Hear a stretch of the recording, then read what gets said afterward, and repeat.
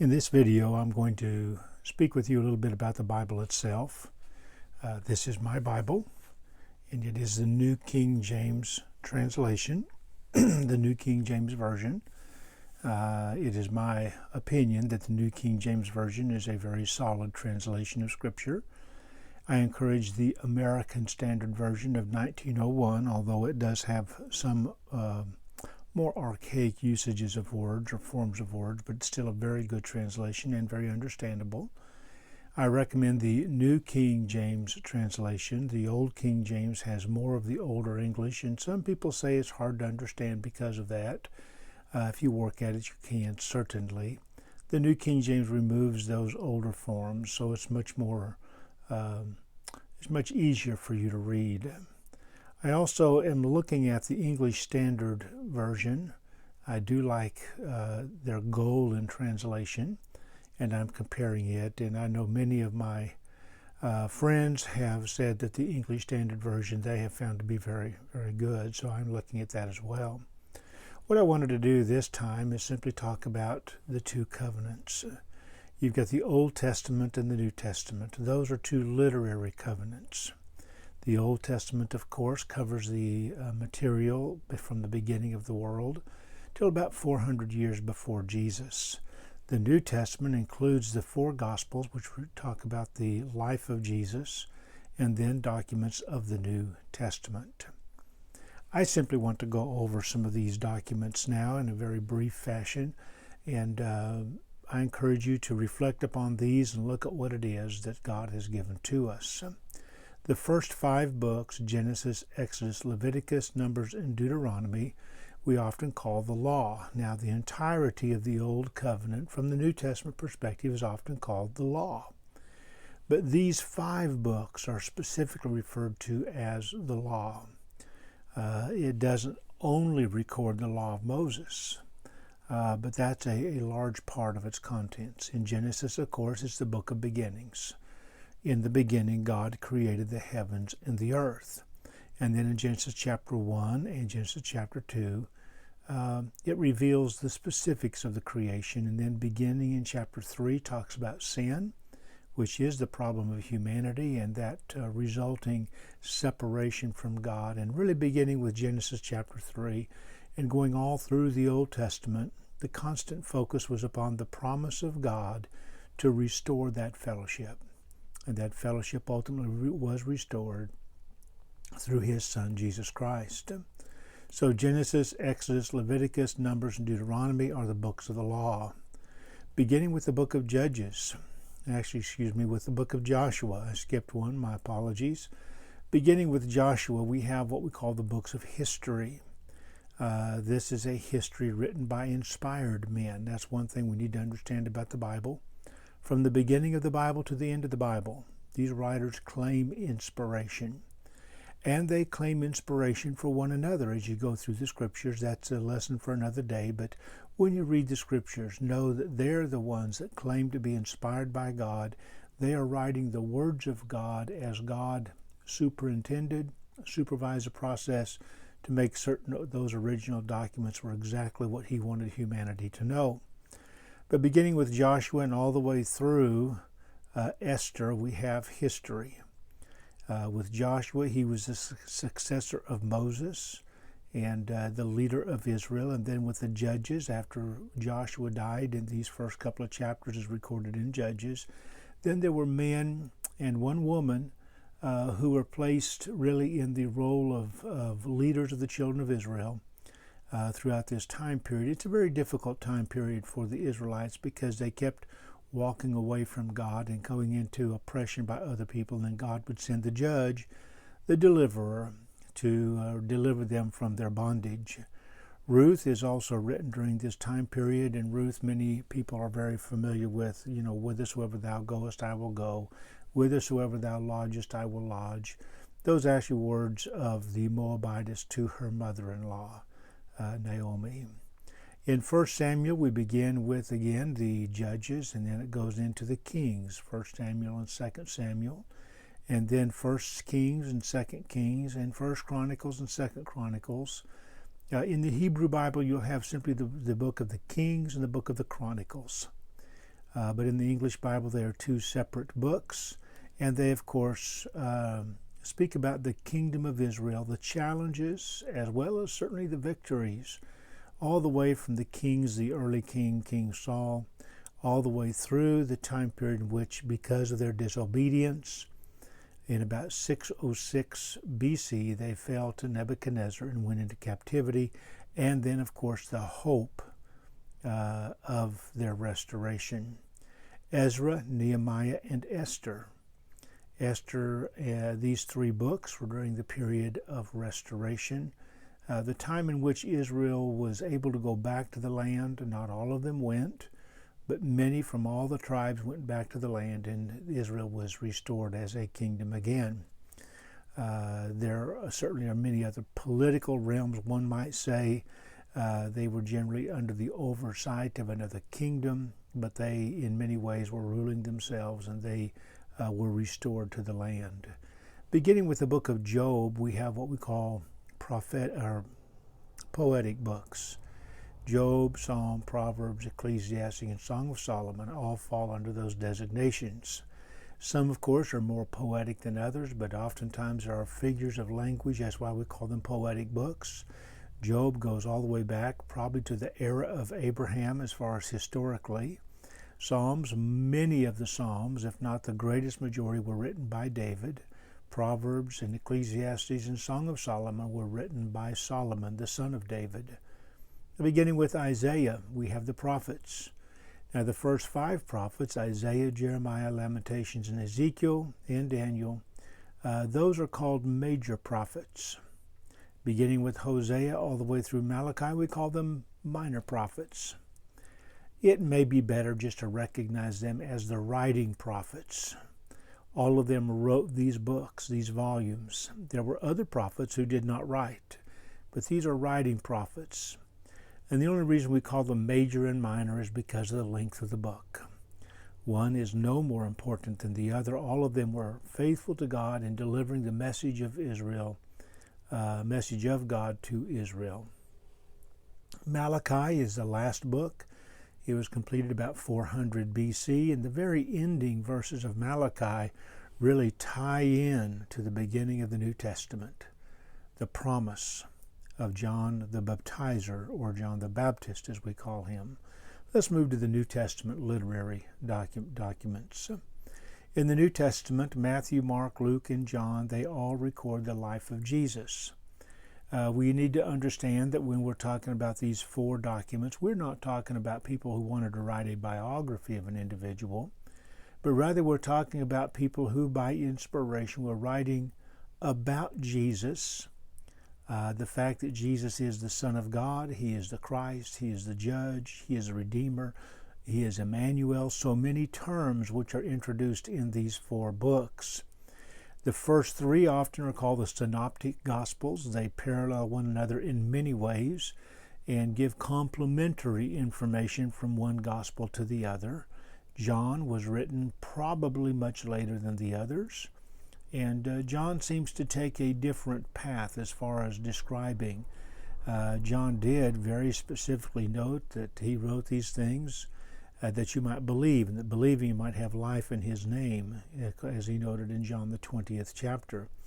So faith certainly is part of all of their purposes, an understanding of who Jesus is. And by the way, these are the only four inspired Gospels we have of the life of Jesus Christ and His work and ministry. If you want to know who Jesus is, read these four books.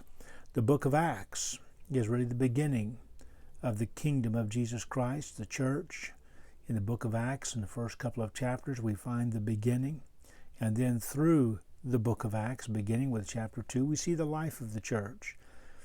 You know, because Christians are human, that history of the church sometimes is challenged with difficulties, and they address the difficulties. And one of the things, one of those great blessings of the book of Acts is, as we read through the book of Acts, there's a lot of material about Jesus. There's a lot of material about God's purpose for our redemption. But we also see some of the things that God instructed the churches to do, which we know are God's will for the church. So we look at the book of Acts and we see, here's what God instructed the church to do, here's what they did. We want to be just like them. Now, there are some unique things, of course, unique to specific groups, unique to time period, but by and large, when we look at those patterns in the book of Acts, we have information for our learning. Romans begins the letters. These are letters. These are not letters to people of the world. These are letters to congregations. They're letters to individuals. They're letters from inspired men to instruct and to encourage. So beginning with Romans and going through Romans and the Corinthians, the Galatians, Ephesians, Philippians, Colossians, the Thessalonian correspondence, Timothy, Titus, Philemon, Hebrews, James, Peter, and John, and then Jude, we have the letters. The book of Revelation is unique. I'll get to it in just a moment. The letter to the Romans was written to the church at Rome. The letters to the Corinthians to the church at Corinth. The letter to the Galatians to the church of the Galatians. To letter to the Ephesians to those at Ephesus. Some would say a circular letter was the intent as well, but certainly the Ephesians were part of that group, if not the sole recipients at the first writing. The letter to the Philippians, to the church at Philippi, the Colossians to the church at Colossae, Thessalonians to the Christians at Thessalonica. Now we come to personal letters. Timothy, these first two letters, written by the Apostle Paul to Timothy, and Timothy, of course, had worked with Paul for many years. Also, he wrote a letter to Titus. Now, Timothy and Titus, these letters we often call evangelistic letters. Some call them pastoral epistles or pastoral letters. These are written to preachers. And so preachers need to really pay attention to these three books to know what God's purpose for a preacher is and the responsibilities of a preacher. Now, within that, as God tells through Paul, the preacher, what to teach and what to do, the churches also are instructed in what they are to do and what they are to be. So we need to give attention to these three books, each one of us. Philemon is a letter from the Apostle Paul to Philemon, in many ways concerning a personal matter, but also exhortation in his Christian faith. The letter to the Hebrews, we might actually call it a treatise. This is a fascinating book, and there's material in this book that's not found elsewhere in the New Testament. It also is a document that reflects upon Old Testament writings. If you don't know the Old Testament, you're going to struggle with this letter to the Hebrews. The letter to the Hebrews was written obviously to people of a great Jewish background, explaining the great things that God has done for us through Jesus Christ, and so many of the blessings that we have. James has often been called the Proverbs of the New Testament, so many practical exhortations for the Christian living, and oh so challenging. 1st and 2nd Peter were written by Peter. They were written to Christians in modern-day Turkey, and again to encourage them. They were going through a period of challenge, of difficulty, of persecution. Peter encourages them as well as instructs them. In his second letter, he specifically notes that the time of his death is at hand, and he was giving them some of those last instructions. 1st, 2nd, and 3rd John, written by the Apostle John. 1st John is the lengthier of the three. It's 5 chapters, and there are many very interesting points that John makes. He reflects upon the life of Jesus, and he speaks about certain false teachers and urges the disciples to test the spirits, whether they are of God. 1 John chapter 4, verse 1. He encourages them to love one another. He warns them about the Antichrist, which was among them at that time, those who denied that Jesus came in the flesh. So many things that are very important for us also to understand. 2nd John was more of a personal letter, as well as 3rd John. But again, in both of those letters, there are things which John mentions to these individuals, in which it's important for the church today to look at, for every Christian to look at. There are both instructions and principles which are profitable for our lives. The book of Jude, written by Jude. Most believe he was the half-brother of the Lord. And he tells us in verse 3 that he wanted to write concerning the common salvation, but he was constrained to write to them to contend earnestly for the faith which was once for all delivered to the saints. He talks about that completion in that simple phrase of the faith, that which God intended, that information God intended for humanity for this age. And he warns them against false teachers, warns them against false brethren, so that they might be faithful to the Lord Jesus Christ. The book of Revelation, this is a book which is filled with figures. The actual title of the book is Apocalypsis, and it's filled with apocalyptic language. That means highly figurative language. There are many figures borrowed from the Old Testament. As you probably are aware, there's a wide range of understanding about the book of Revelation and its application to people today. I'll just simply tell you that in the book of Revelation, in the first several verses, John the Apostle emphasized an application that was fitting for those of his day, things which must shortly come to pass. And that's an important phrase to understand the book of Revelation. But again, filled with figures, also filled with great comfort, and acknowledging that Jesus is the Christ, the Son of God, and the victory that he and his disciples ultimately will have. So those are the 66 books of the Bible, 39 of the Old Testament, 27 of the New Testament. I do want to note that in the Gospels right here, you have the crucifixion of Jesus. And when Jesus was crucified and his blood was shed, that old covenant, the law of Moses, came to an end. That phrase called the law of the heart, Paul refers to, which applies to all those that were not Israelites, it came to an end. Beginning at the cross of Jesus, Jesus gave a new covenant. And that's what these letters are all about in the book of Acts and Revelation. God's revelation to humanity today, to all people. Everybody, whether people recognize it or not, everybody is under the authority of Jesus, the Son of God. I want to quickly note, and I'm simply going to turn to a random passage in my Bible. I simply want to quickly note a few things. First of all, the verses and the chapter divisions came much later. When you read, try to simply read the text first. That's the primary thing, is the text. The numbers sometimes get in the way. The center column references in this Bible. The center column references, oftentimes you'll see a letter or a number within a verse, and it's referred to right here in the middle. Those are aids for us. Sometimes they can be beneficial, sometimes not. I prefer to have Bibles which really have this aid at the most. Because anytime you have any other comments in the Bible, it can place ideas in your mind. So I would encourage you to come to the Bible and just come to the Bible to read the text alone, and you can understand the Bible. There can be some difficulties and challenges from time to time. Seek help for that.